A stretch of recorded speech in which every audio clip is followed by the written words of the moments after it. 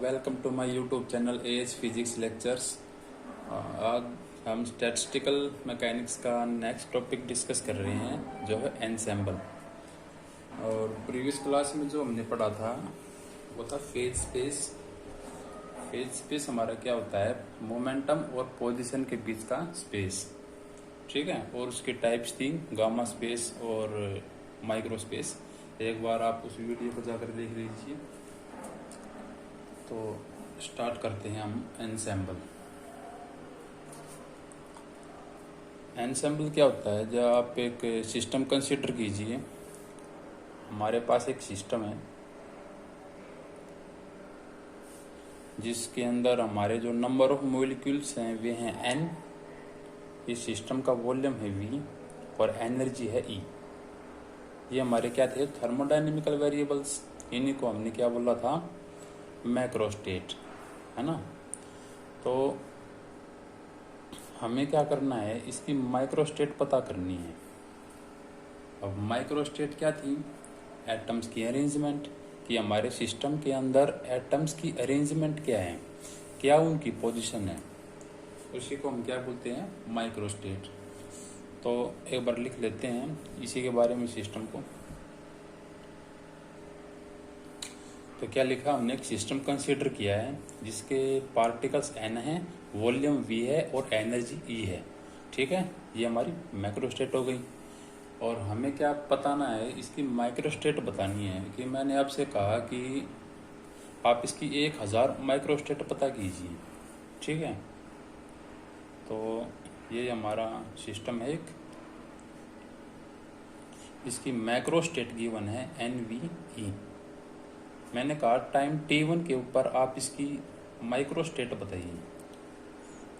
तो वे हमारी कुछ इस तरह आ गई। मान लीजिए ये 5 पार्टिकल्स हैं, 3 यहाँ हैं और 2 यहाँ।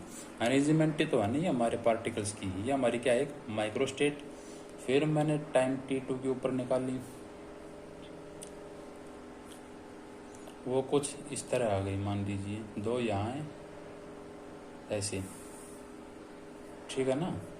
और टाइम t3 के ऊपर ऐसे ही हम ये निकालते जाएंगे हमारी माइक्रोस्टेट्स। अब मैंने आपसे कहा कि आप इसकी 1000 माइक्रोस्टेट पता कीजिए। तो आप क्या करोगे, आप इसका 1000 बार एक्सपेरिमेंट करोगे, है ना। मतलब आप इसका 1000 बार एक्सपेरिमेंट करोगे तभी तो इसकी 1000 माइक्रोस्टेट आएंगे ना। टाइम t1 पे 1 माइक्रोस्टेट, टाइम t2 पे सेकंड माइक्रोस्टेट आ गई, टाइम t3 पे थर्ड माइक्रोस्टेट आ गई। ऐसी हमको 1000 निकालनी है। तो ये तो बड़ा डिफिकल्ट है ना निकालना। आप कब तक इस एक्सपेरिमेंट के ऊपर बैठे रहोगे, ये 1000 माइक्रोस्टेट निकालनी है और 1000 बार एक्सपेरिमेंट करना पड़ेगा, है ना। तो इसी को सोल्व करने के लिए हमारा एनसेम्बल आया है। इसका एक फेज स्पेस बना लीजिए आप एक बार। फेज स्पेस क्या होता है हमारा, देखो हम रिकैप भी कर रहे हैं साथ साथ हमारा जो प्रीवियस हम पढ़ चुके हैं। पोजीशन और मोमेंटम के बीच, मोमेंटम और पोजीशन के बीच का जो स्पेस है वही होता है फेज स्पेस। तो यह एक माइक्रोस्टेट थी, इसको हमने यहाँ पे डिनोट कर दिया। ये एक माइक्रोस्टेट हमारी यहाँ पर रिप्रेजेंट कर दिया। ये सेकंड माइक्रोस्टेट हमने यहाँ रिप्रेजेंट कर दी, ठीक है। और ये थर्ड, ऐसे हमने हमारी माइक्रोस्टेट्स को डिनोट कर दिया और इनको क्या कर दिया, जॉइन। ये जो हमारी लाइन है, इस लाइन को बोलते हैं हम फेज लाइन।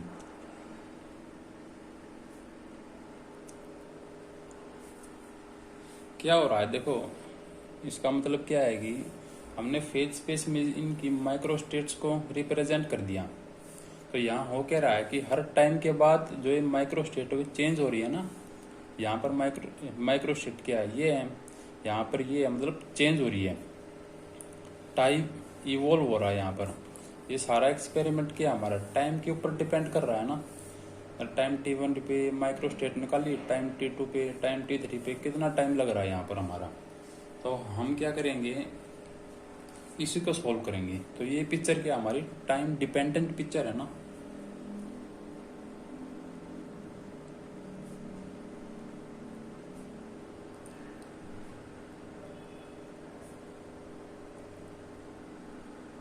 क्या ये टाइम डिपेंडेंट पिक्चर क्या हो रहा है कि हमें माइक्रो स्टेट गिवन है किसी सिस्टम की, इसकी माइक्रो स्टेट पता करनी है कि 1000 माइक्रो स्टेट बताइए।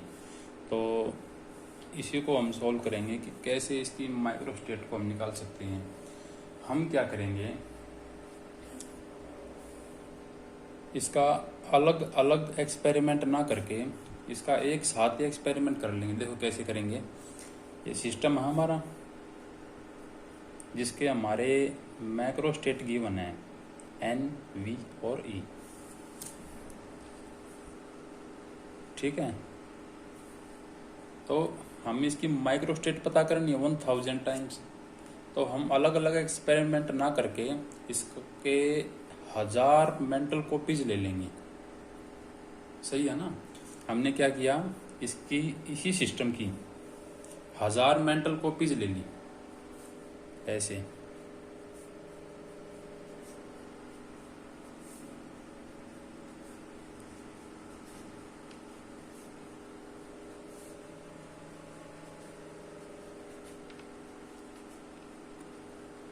तो इससे होगा क्या देखो, और इसकी मैक्रो स्टेट जो हमारी वे सेम है, नंबर ऑफ मॉलिक्यूल्स, वॉल्यूम और एनर्जी इन सब के सेम है, तभी तो हमारी मेंटल कॉपीज बनेंगे नहीं। सही है। अब हम क्या करेंगे, इन 1000 मेंटल कॉपीज के ऊपर एक साथ एक्सपेरिमेंट कर देंगे। तो हमारी क्या निकल आएंगी, माइक्रो स्टेट। यहाँ क्या कर रहे थे हम, T1 पे निकाल रहे थे एक माइक्रो स्टेट, T2 पे निकाल रहे थे, T3 पे निकाल रहे थे, ऐसे ही 1000 बार कर रहे थे ना। ये बड़ा डिफिकल्ट था। अब हमने क्या किया, सीधी इस सिस्टम की 1000 मेंटल कॉपीज ले ली, 1000 कॉपीज ले ली हमने इसकी, और एक साथ एक्सपेरिमेंट कर दिया हमने इनके ऊपर। तो हमारी क्या आ गई, माइक्रो स्टेट आ गई। ठीक है, इसकी माइक्रो स्टेट कुछ आएगी, इसकी कुछ आएगी, और ये माइक्रो स्टेट्स हमारी इन माइक्रो स्टेट से सेम आएगी बिल्कुल। इस सिस्टम की माइक्रो स्टेट, इसकी माइक्रो स्टेट सेम आएगी, इसकी और इस, क्योंकि देखो यहाँ माइक्रो स्टेट अलग है ना। मान लीजिए ए माइक्रो स्टेट हमारी यहाँ, तो इसकी क्या आएगी ए, मतलब कुछ आएगी सेम ही आएगी। तो इन सब की अलग अलग माइक्रो स्टेट आएंगी, लेकिन आएंगी यहीं। यहाँ क्या हो रहा था, टाइम लग रहा था, यहाँ टाइम लगेगा ही नहीं, यहाँ एक साथ एक्सपेरिमेंट कर देंगे हम। तो हुआ क्या, हमारा जो टाइम डिपेंडेंट पिक्चर था यहाँ पर, वो टाइम इंडिपेंडेंट पिक्चर में चेंज हो गया ना। देख लीजिए, यहाँ पर हम अलग अलग एक्सपेरिमेंट कर रहे थे और अलग अलग टाइम पे माइक्रो स्टेट अलग अलग थी। यहाँ क्या हो रहा है, एक साथ ही एक्सपेरिमेंट कर दिया, माइक्रो स्टेट आ गई। कितना आसान है। और अब इसकी जो डेफिनेशन क्या बनेगी हमारी एनसेम्बल की, वो बनेगी the collection of these mental copies और रेप्लिकाज इज कॉल्ड एनसेम्बल। एक बार लिख लेते हैं इसको। क्या किया हमने यहाँ पर, सच ग्रुप ऑफ रेप्लिकाज और collection of non interacting independent imagine system. मतलब जो ये इनको हम क्या बोलते हैं, रेप्लिकाज बोलते हैं। सही है ना। ये हमारी क्या है, रेप्लिकाज। इन मेंटल कॉपीज को हम रेप्लिकाज बोलते हैं, और इस एक सिस्टम को हम बोलते हैं एलिमेंट।